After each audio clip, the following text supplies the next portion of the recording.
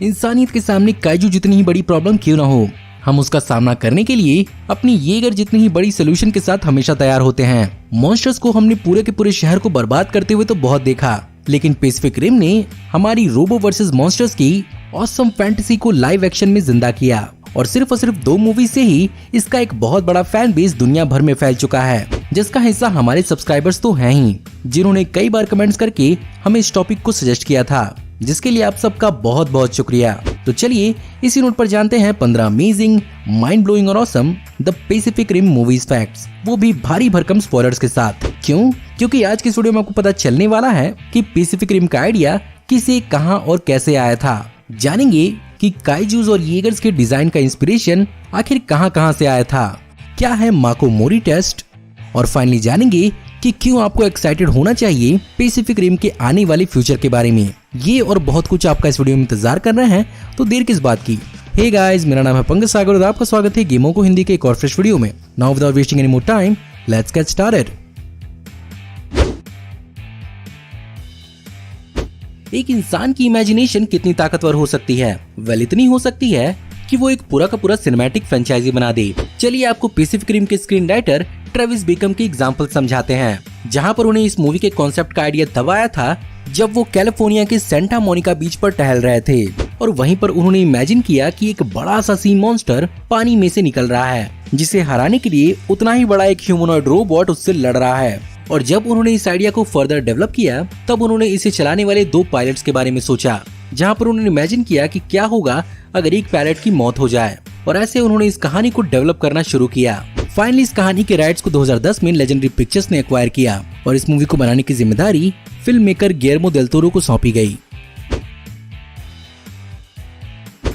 Guillermo देल Toro इस movie को पूरी तरह से यूनिक और नया बनाना चाहते थे, जहां पर वो ये नहीं चाहते थे कि एक पिछली आई किसी और मॉन्स्टर मूवी से सिमिलर लगे, जिसके कारण उन्होंने अलग अलग आइडियाज और इंस्पिरेशन पर काम करना शुरू किया और इसके लिए उन्होंने एस्टैब्लिश आर्ट्स का सहारा लिया, जहां पर उन्होंने मॉन्स्टर्स और येगर्स की हाइट्स की इंस्पिरेशन फ्रांसिस्को गोया की द कोलोसस पेंटिंग से मिला। वहीं पर उनकी फाइट्स का इंस्पिरेशन जॉर्ज बेलोस की बॉक्सिंग पेंटिंग से मिला। इस मूवी के लिए गिलेर्मो देल टोरो ने 16 कॉन्सेप्ट आर्टिस्ट को हायर किया था, जहां पर उन्होंने कई 100 मॉन्स्टर के डिजाइन को डेवलप किया था और इनमें से हर हफ्ते कई सारे मॉन्स्टर डिजाइन्स को कैंसिल भी किया जाता था। साथ ही साथ इस मूवी से पहले गिलेर्मो देल Toro at the mountains of madness movie पर काम करने वाले थे, लेकिन उस मूवी के कैंसिल होने के बाद उन्होंने उस मूवी के कई सारे मॉन्स्टर्स के डिजाइन को इस मूवी के अंदर भी इंक्लूड किया है।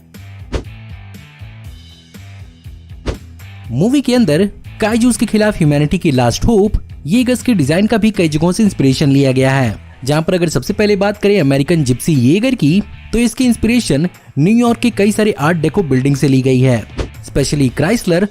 और एम्पायर स्टेट बिल्डिंग से। साथ ही साथ इसके मूवमेंट को जॉन वेन के पुराने वेस्टर्न मूवीज पर मॉडल किया गया है। वहीं पर दूसरी ओर रशियन येगर चर्नो अल्फा को टी सीरीज रशियन टैंक्स पर मॉडल किया गया है और इसका look basically nuclear power plant से इंस्पायर्ड है। वहीं पर क्रिम्सन टाइफून को ट्रिपलेट चलाते हैं और इसे चाइनीज मेडिवल वॉरियर्स पर मॉडल किया गया है। इसके अलावा स्ट्राइकर यूरेका यानी ऑस्ट्रेलियन येगर को गिलेर्मो देल टोरो ने लैंड रोवर कार पर मॉडल किया था।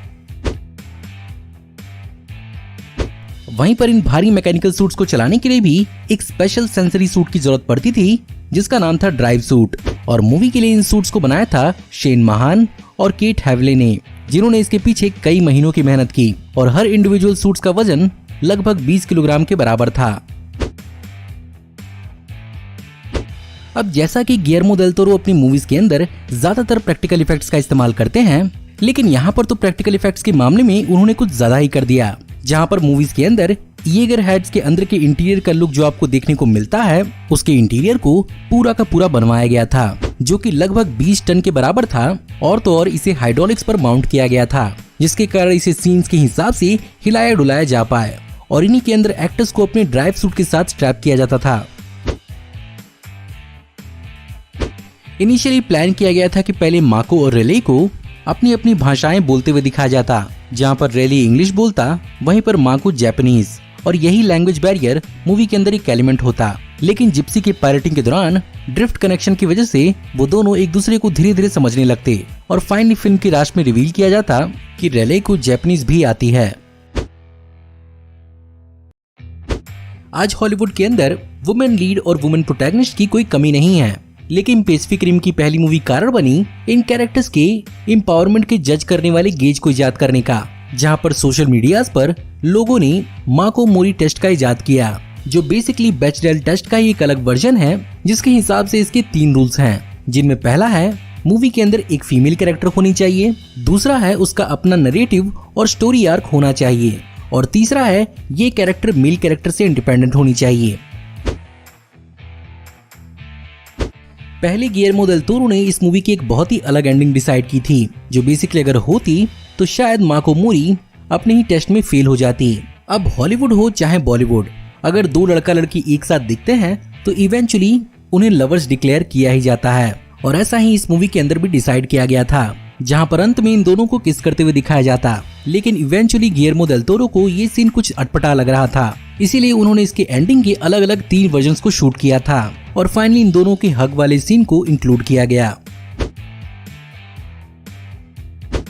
गिलेर्मो देल टोरो ने पैसिफिक रिम की पहली मूवी को मॉन्स्टर सिनेमा से जुड़े हुए अपने आइडल्स को डेडिकेट किया है, जिनमें से एक थे इशिरो होंडा, जिन्होंने गॉडजिला की कई सारी जापानीज मूवीज बनाई थीं, और इन्होंने ही अपनी गोजीरा को गॉडजिला के रूप में दुनिया भर में पॉपुलर किया था। वहीं पर दूसरी ओर थे रे हैरीहाउजन, जिनकी डेथ इस मूवी के रिलीज होने से जस्ट 2 महीने पहले हुई थी, और ये बेसिकली एक बहुत बड़ी अमेरिकन स्टॉप मोशन एनिमेटर थे।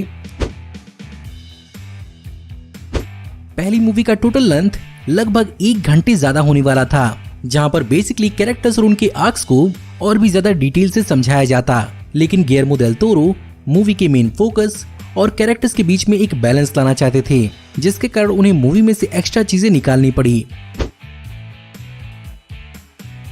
पैसिफिक रिम 2 यानी पैसिफिक रिम अपराइजिंग को गिलेर्मो देल टोरो ने डायरेक्ट नहीं किया है, और उसका सबसे बड़ा कारण ये है कि गिलेर्मो देल टोरो अपनी Oscar winning movie the shape of water movie को बनाने के लिए बिजी हो गए थे, जिसके कारण इसकी जिम्मेदारी को screen writer Steven S D night को सौंपा गया।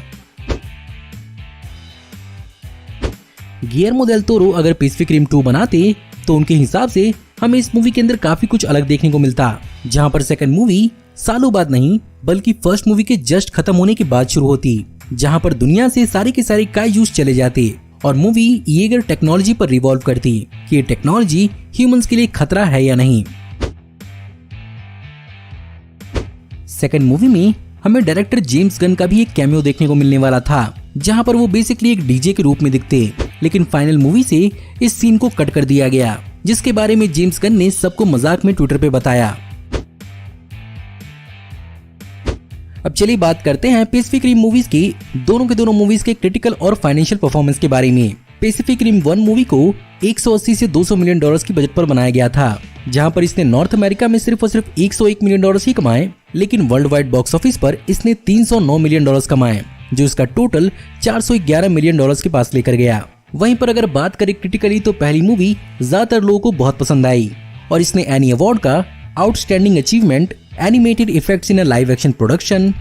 Las Vegas film critics society का बेस्ट हॉरर / साइंस फिक्शन और हॉलीवुड फिल्म्स अवार्ड का बेस्ट विजुअल इफेक्ट्स का अवार्ड जीता। वहीं पर अगर बात करें दूसरी मूवी की तो इस मूवी को 150 से लेकर 176 मिलियन डॉलर्स के बजट पर बनाया गया था, लेकिन ये पहली मूवी जितना कमाल करने में नाकाम रही, और इसने सिर्फ और सिर्फ वर्ल्ड वाइड 290 मिलियन डॉलर्स ही कमाए, और ये मूवी किसी खास अवार्ड के लिए नॉमिनेट भी नहीं हुई।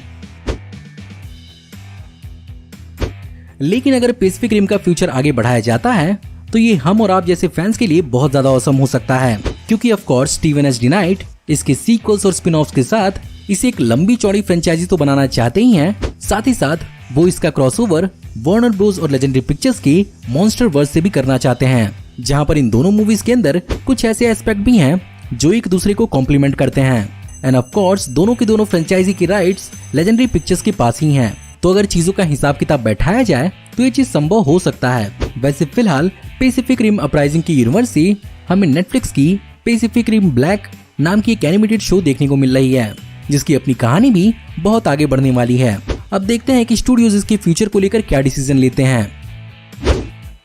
तो गाइज ये थे 15 अमेजिंग माइंड ब्लोइंग और awesome the Pacific Rim movie facts. इसके थर्ड सीक्वल के लिए मैं डेफिनेटली पैसिफिक रिम और मॉन्स्टरवर्स का क्रॉसओवर देखना चाहूंगा, और ये क्यों हो सकता है और क्यों नहीं हो सकता है इस पर डिटेल से फ्यूचर में जरूर बात करेंगे। फिलहाल अगर आपको आज की वीडियो पसंद आई हो तो इस वीडियो को लाइक जरूर करिएगा। साथ ही साथ हमें कमेंट में जरूर बताइएगा कि आपको इस वीडियो में बताए हुए कौन कौन से फैक्ट जानकर बहुत ज्यादा हैरानी हुई, और हमें कमेंट में जरूर बताइएगा कि आप क्या क्या जानते हैं पैसिफिक रिम और इसकी मूवी यूनिवर्स के बारे में। साथ ही साथ हमारी आने वाली ऐसी ऑसम वीडियोस को देखते रहने के लिए हमारे चैनल को सब्सक्राइब करिए, बेल वाले आइकन को दबाइए और हमारी वीडियोस को बिना मिस किए एंजॉय करते रहिए। और अगर आप चाहें तो इस वीडियो के लिंक को अपने दोस्तों ग्रुप्स के बीच में जितना हो सके उतना शेयर करें। Thank you for watching, see you in the next video, till then take care, good bye.